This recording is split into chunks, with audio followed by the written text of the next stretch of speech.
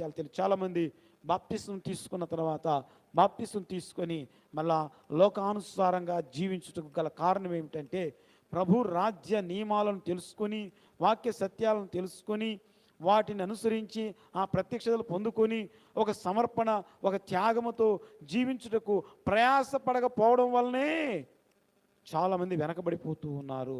బాప్తిసాలు తీసుకొని కూడా ఇంకా లోక సంబంధమైన వాటిలో ఆనందిస్తున్నారు. అల్పకాల పాప భోగముల యందు ఆనందిస్తున్నారు, సంతోషిస్తూ ఉన్నారు. కారణం ఏమిటంటే అక్కడ త్యాగం అవసరం అవుతుంది. ఆ త్యాగం మనం చేయలేకపోతూ ఉన్నాం. సమర్పణ అవసరమై ఉంటుంది. ఆ సమర్పణ మనం చేయలేకపోతున్నాం. ప్రార్థన చేయలేకపోతున్నాం. ఆయన ప్రత్యక్షతలు పొందుకునే విషయంలో వెనకబడిపోతూ ఉన్నాం. ఆయన ప్రత్యక్షతలు పొందుకొనుచు ఆయన వాక్య సత్యాలు తెలుసుకొనుచు మనము ఆయన కొరకు ప్రయాసపడుతున్న